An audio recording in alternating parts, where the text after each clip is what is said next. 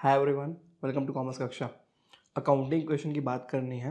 Accounting equation accountancy के process का कोई पार्ट नहीं है। अकाउंटेंसी के प्रोसेस में आप सोर्स डॉक्यूमेंट देख के जर्नल बनाते हो, जर्नल को देख के लेजर बनाते हो और लेजर को देख के ट्रायल बैलेंस बनता है। अकाउंटिंग इक्वेशन अलग से एक इक्वेशन है, एक मैथमेटिकल एक्सप्रेशन है जो क्या बोलता है, जितने भी आप ट्रांजेक्शन करते हो बिजनेस में वो डबल एंट्री बेस पे होते हैं। तो आपका एसेट, टोटल ऑफ एसेट हमेशा टोटल ऑफ लायबिलिटी से इक्वल होगा। इस चैप्टर में जो क्वेश्चन आएंगे उन क्वेश्चंस में हम हर ट्रांजैक्शन को देख के प्रूव करेंगे कि अकाउंटिंग इक्वेशन हमारा asset is equal to liability prove हो जा रहा है। बहुत ज़्यादा इजी टॉपिक है, फटाफट हो जाएगा। तो चलिए अकाउंटिंग इक्वेशन स्टार्ट करते हैं।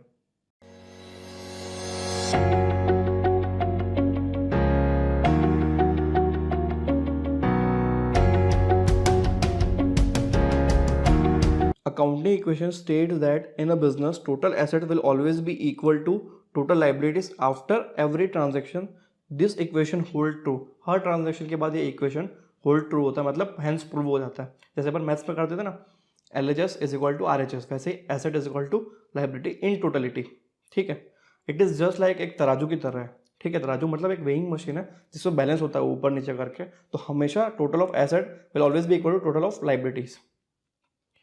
Accounting is a double entry system, so in every transaction there is a debit and equal credit. ये तो आप जानते हो जर्नल में कि हर एंट्री के अंदर जितना डेबिट होता है उतना क्रेडिट किया जाता है। Therefore, after every transaction total of asset is equal to total of liability. सिर्फ आपको ये प्रूव करना है। अकाउंटिंग इक्वेशन क्या बोलता है कि total of asset is equal to total of liability हमेशा रहेगा, चाहे आप कोई भी ट्रांजेक्शन कर लो। तो इसके एग्जाम्पल्स चलिए देखते हैं। Started business with cash 3 lakh rupees. देखो यहाँ पे क्या हुआ, ट्रांजेक्शन का दो पार्ट है। पहला कैश आ रहा है और दूसरा कैपिटल बिल्ड हो रही है। क्यों? क्योंकि आपने ओनर को क्या ट्रीट किया, आउटसाइडर ट्रीट किया, सेपरेट पर्सन ट्रीट किया। तो वो जो पैसा दे रहा है उसको हम लाइबिलिटी मान के कैपिटल दिखा रहे हैं। ठीक है, तो हमको क्या प्रूव करना है, A is equal to L, A is equal to L prove करना है। ठीक है, तो यहाँ पे कैश आया 3 लाख रुपीज और सिमिलरली लाइबिलिटी कैपिटल हमारी 3 लाख रुपीज हो गई। ठीक है, next purchase building worth rupees 80,000। 80,000 की बिल्डिंग खरीदी तो हमने कैश का पेमेंट किया होगा। हमारे बिजनेस में 3 लाख रुपीज का कैश था। तो ठीक है, एसेट साइड में कैश हो गया, 3 लाख में से हमने 80,000 पे कर दिया, कितना बचा 2,20,000 बचेगा। ठीक है, प्लस बिल्डिंग आ जाएगी। बिल्डिंग कितने की होगी, 80,000 की, जितने का कैश पेमेंट किया है। और सामने कैपिटल कितने का है, उतना ही 3 लाख रुपीज का। लाइबिलिटी साइड में कैपिटल 3 लाख रुपीज। आप देख लो एसेट साइड में भी 3 लाख रुपीज है और लाइबिलिटी साइड में भी 3 लाख रुपीज है।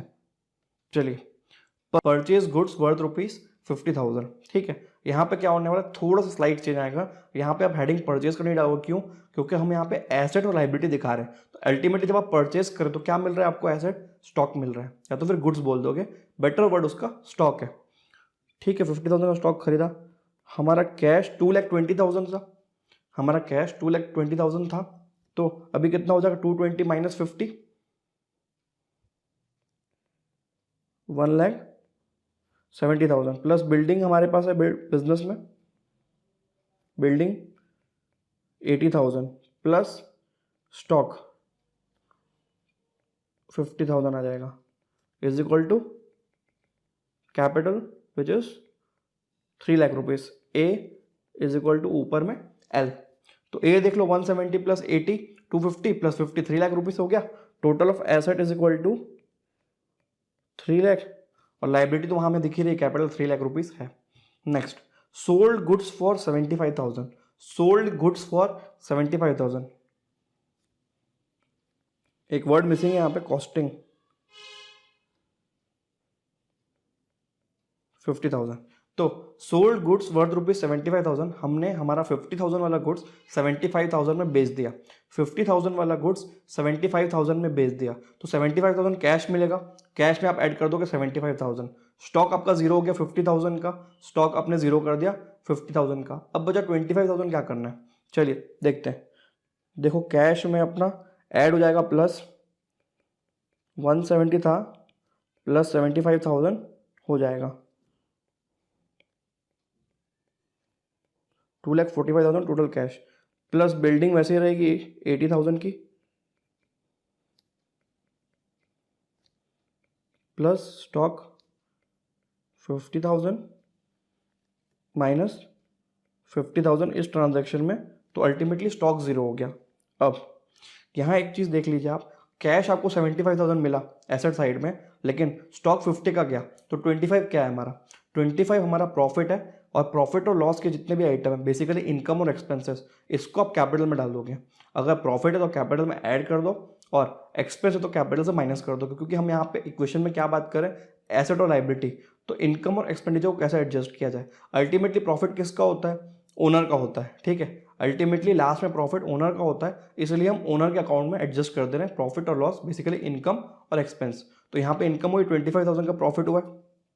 अब कैपिटल में 3 लाख प्लस 25,000 कर दोगे ऐड इनकम का, तो 3,25,000 हो जाएगा। अब एसेट साइड का टोटल निकाल लो, 245 प्लस 80 325, और यहाँ पे भी 325, ठीक है। Asset is equal to liability, यहाँ पे भी इक्वल हो गया। अकाउंटिंग क्वेश्चन अपने को यही बोल रहा था कि आप चाहे कोई भी ट्रांजैक्शन कर लो, अल्टीमेटली लास्ट में total of asset will always be equal of total of liabilities. Paid salary 15,000, salary क्या है, एक्सपेंस है, एक साइड एक्सपेंस हो गया और दूसरे साइड क्या है, कैश का पेमेंट।